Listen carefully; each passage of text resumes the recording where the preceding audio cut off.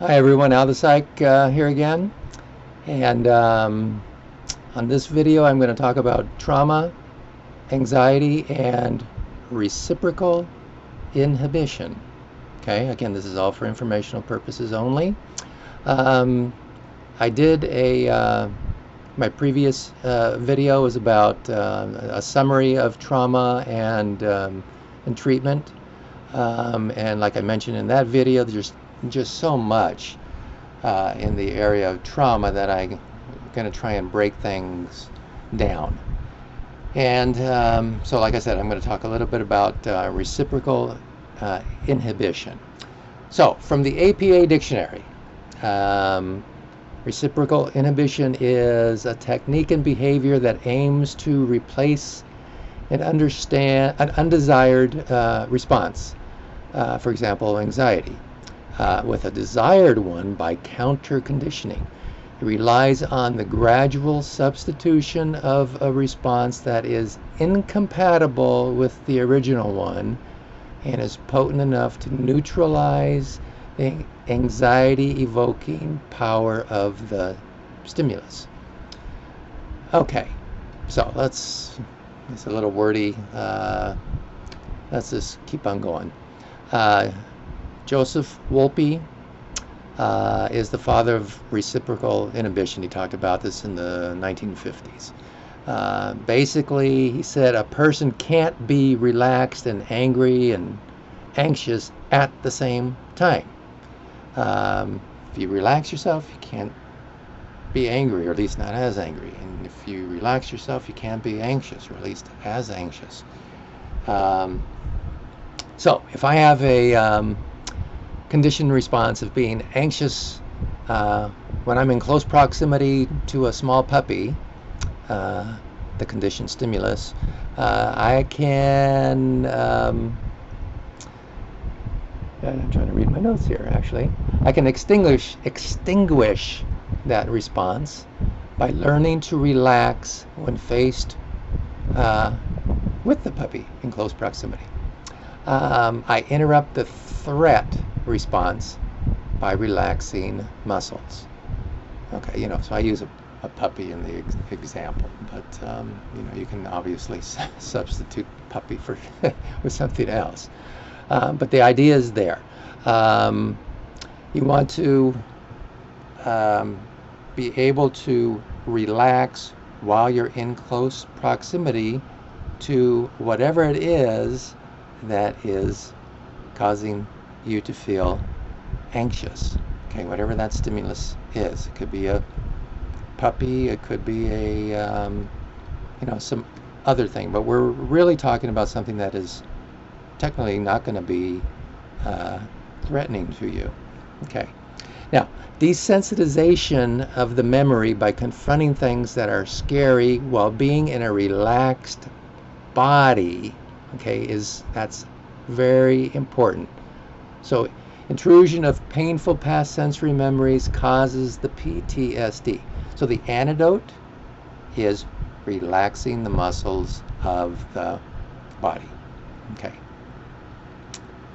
So one of the tenets of dealing with trauma and anxiety is learning to relax your body, and I mentioned that in the previous video. Okay. Now, when you relax the pelvic floor of your body, those muscles will give you total body relaxation. And when I say the pelvic floor, ladies do Kegel exercises, so it would be something along that line. If you work out with weights, you've probably heard the term bracing, where you're tightening up your glutes and you're trying to squeeze your belly button back towards your spine. So that would be an example of just kind of tightening up the pelvic floor, tightening up your core, and that is really going to assist you in then being able to relax your body. Now, it would be beneficial if before you did that, you could actually kind of get a feel of where you might even feel your muscles to be somewhat tense and tight. But as you practice, as you go through learning how to relax your body, you'll probably start noticing the areas that are most prone to being tense. Okay, so if I was going to relax my pelvic girdle, I could be sitting right here, right now, and actually I am trying to, do that. I think it works a little bit better if I'm standing, if I'm going to try and tighten up the glutes, but I don't want to go into too much detail about that. Okay. There's different ways of relaxing too. There's Jacobson, I think, was the one who talked about progressive relaxation. So in progressive relaxation, you can start at your feet and you start at your head. I usually start at my head when I do it, and I'll start by just basically just tightening up all the muscles in my face, like that, and then I'll hold it for about 6 seconds, and I'll work to my neck and hold that for about 6 seconds, and then maybe my upper back, and I'm going to hold that for 6 seconds, and then maybe my chest, and hold that for 6 seconds, my back again, shoulders and biceps, triceps, and just working all the way down the torso, down to the glutes, your legs, and your calves. Okay, you can even do your feet, and you're just kind of holding and relaxing. So I'm going to hold it for 6 seconds, and I'm going to relax for several seconds. Okay, and I'm going to tense it for 6 seconds. I'm going to relax it for several seconds. Okay, just experience the feeling that's relaxed. You might let it stay relaxed for 10 or 20 seconds. Okay, just make sure you go through all the portions of your body. And when you really get good at it, you can kind of even have a mantra of just saying, the tension is just flowing out of my body, out all the way out my feet. The final step in that then is, some people call it the wet noodle, where you actually tense your whole body at one time, and you hold that for about 6 seconds, and then you relax. Okay. The whole idea of doing that is, if your body then becomes relaxed, you can't feel anxious because your body's relaxed.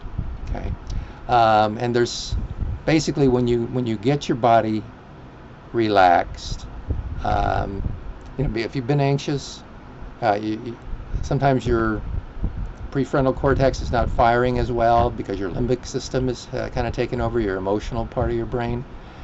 So when you've been able to relax and calm yourself, now you can think a little bit more clearly. And if you've relaxed yourself, it might take about 20 or 30 seconds. Then it's like, okay, now I can cognitively start thinking about things. Yeah, this isn't really a threatening situation that I'm involved in. I perceived it initially, or I felt like I was in a dangerous situation, but I'm really not. That's a little puppy dog over there. I shouldn't be scared about it. Yeah, I know when I was a kid, a little puppy bit me, and now I have these reactions to it. But so you see how it kind of can work. All right. So the relaxation part is real important. Now, I really think it's important that if you're going to learn to relax your body, you want to be able to do it as quickly as possible. That means that you're going to have to practice frequently. So you may want to practice these relaxation techniques several times during the course of the day. The idea is that if you do that, you're going to be able to get into a relaxed state even that much more quickly. It's kind of like you condition yourself to get into that relaxed state. So if you want to practice, that pelvic girdle thing where you're doing kind of like a bracing exercise, and do that several times a day, and then you just really let yourself become kind of limber, the wet noodle sort of thing. Or if you want to do the progressive relaxation, starting off on your head, your facial muscles down to your neck, shoulders, chest, arms, torso, glutes, thighs, calves, feet, and then doing a total wet noodle squeeze, several times a day to where you can actually get to feeling in a relaxed state very, very quickly. Now, if you can do that, then you can start. Now, I don't know if you're with a therapist or not, but I mean, if you were trying to resolve things on your own, and again, I'm just presenting things on informational purposes only, but if you were to try and do some things, if you could relax very easily, then you might start pairing that relaxation with a mild stressor, whatever that might be. So, if you see a spider or something like that, and that's a stressor for you, but a mild stressor. And if you just kind of go through your relaxation routine and just kind of get through that, and then you recognize that, okay, yeah, that's just a spider, it's not going to attack me. Okay. And if that works fine, then you might bump up the stressor to a different level. Something that a little bit more in the past has been a little bit more difficult for you to deal with, but not nearly overwhelming. And then you gradually are just taking on more and more difficult areas of distress. So, okay, that's going to be it for this segment. I'm going to be talking about other things in the future, because there's just so much information out there, and there's a lot of different types of treatments as well, and maybe I'll go over some of those as well. Okay, so thanks for watching. Talk to you later.